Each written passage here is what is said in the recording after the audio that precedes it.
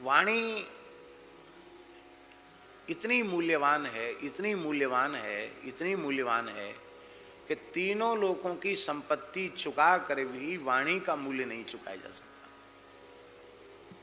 इतनी मूल्यवान वाणी है, और इतनी मूल्यवान वाणी को हम लोग कितना नष्ट करते हैं।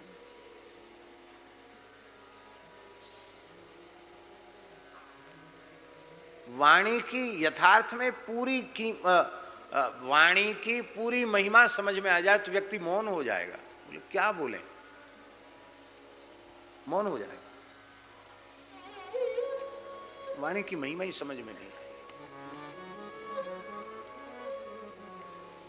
हमको कभी कभी अवसर मिलता है, नवरात्रि का अवसर है और कहीं कथा भी कहनी है, और नवरात्रि है तो कुछ अपना साधन भी करना है, तो फिर क्या उपाय है? बोले उपाय यही है कि 3 घंटे कथा में बोलेंगे, उसके बाद न किसी से मिलेंगे न बोलेंगे। तो इतने नियम से न किसी से बोलेंगे न किसी से मिलेंगे, इतने नियम से इतनी फुर्सत मिल जाती है, इतनी फुर्सत मिल जाती है कि सारा जप पाठ डेवड़ा दुगना हो जाता है, विश्राम को भी समय मिल जाता है, समय से फलाहार भी कर लें, समय से सो भी जाएं, और केवल बोलने की बात, मिलने की बात, उसी में सब समय नष्ट हो जाता है। साधक को अल्प भाषण करना चाहिए। मौनम सर्वार्थ साधनम, मौन संपूर्ण अर्थ का साधन करने वाला है।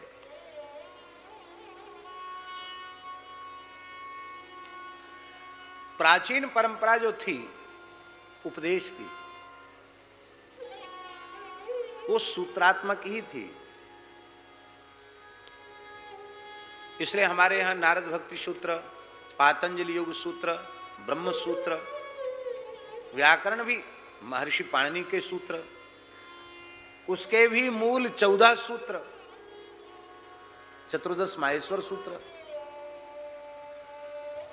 ज्यों ज्यों मेधा क्षीण होती चली गई, त्यों त्यों उसके व्याख्यान की आवश्यकता पड़ती चली गई। आरंभ में तो सूत्रात्मक भी उपदेश नहीं था, एक अक्षर बोल दिया उपदेश मिल गया। देवता ब्रह्मा जी के पास गए, बोले मुझे उपदेश दीजिए।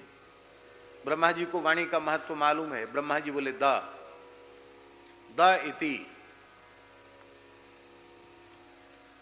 दैत्य दानव पहुंचे, बोले ब्रह्मा जी हमको भी उपदेश दीजिए। ब्रह्मा जी बोले द इति। मनुष्य पहुंचे, महाराज हमको उपदेश दीजिए। ब्रह्मा जी बोले द इति। तीनों को द कहा, समझे? देवता बोले हमारा समझ गए। क्या समझे? बोले हम भोगी प्रकृति के हैं, पुण्य का भोग स्वर्ग में करते हैं, ज्यादा भोग करते हैं, पुण्य क्षीण हो जाते हैं, फिर हमको नीचे गिरना पड़ता है और दैत्यों से पराजित होना पड़ता भोग के कारण। इसलिए आपने हमको सलाह दी है कि द माने इंद्रियों का दमन करो। हाँ बिल्कुल ठीक समझे।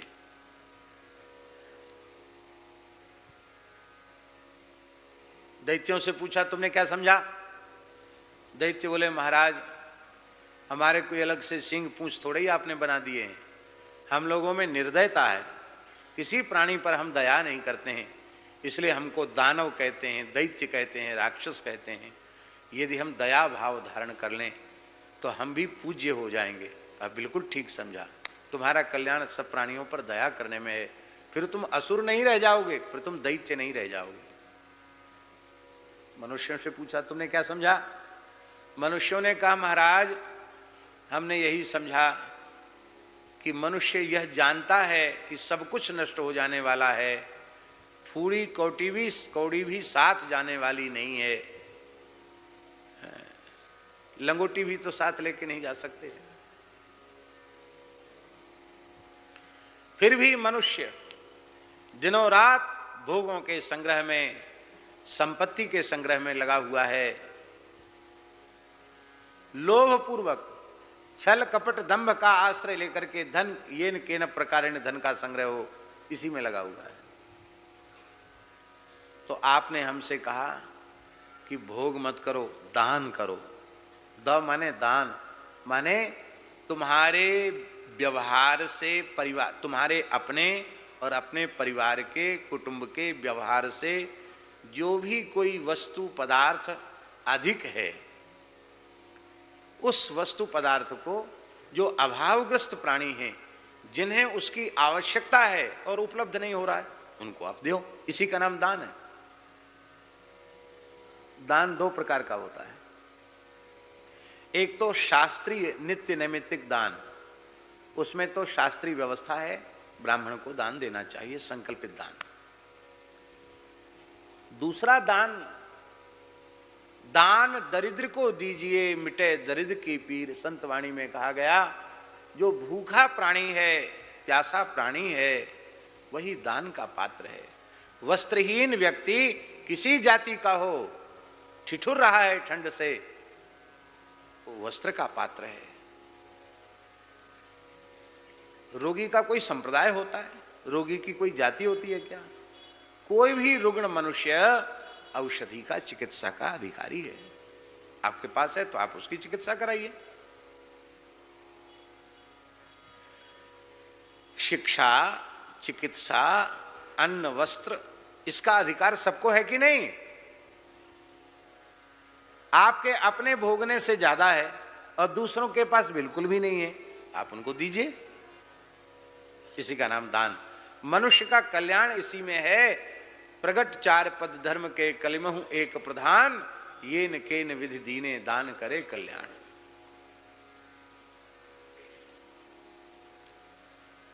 दूसरी बात यह है कि वैदिक हिंदू सनातन संस्कृति का जो मूल है, वह वेद लक्षणा भारतीय देसी गाय है। क्योंकि गाय केवल मनुष्यों का पोषण नहीं करती है, देवताओं का पोषण भी करती है, ऋषियों का पोषण भी करती है। और केवल देवता, मनुष्य, ऋषि इनका ही पोषण नहीं करती है, संपूर्ण प्रकृति का पोषण करती है, संपूर्ण पर्यावरण का पोषण करती है।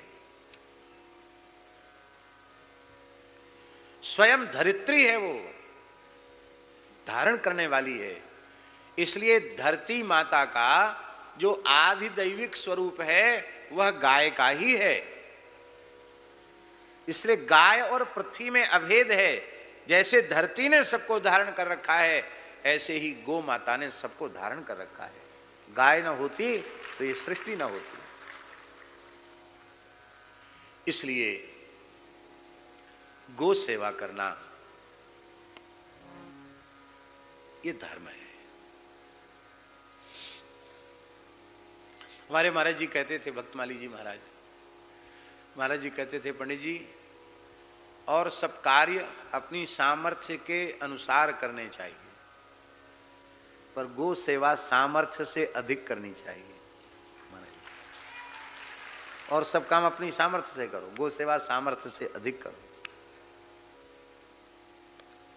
तो पहले उपदेश की पद्धति सूत्रात्मक थी। हम तो केवल इतना निवेदन कर रहे हैं कि पहले उपदेश की पद्धति सूत्रात्मक थी। क्यों थी? क्योंकि उन आचार्यों को वाणी का मूल्य मालूम था, इसलिए वे ज्यादा से ज्यादा मौन रहते थे। इसलिए एक विशेष लक्षण है साधक का अल्प भाषण। अल्प भाषण का अर्थ ये नहीं है कि अपने से बड़े कुछ पूछें तो कुछ बोलना नहीं, अपने से बड़े पूछें तो उत्तर देना, जरूर उत्तर देना चाहिए। नहीं उत्तर देंगे तो अवज्ञा होगी, उत्तर देना चाहिए।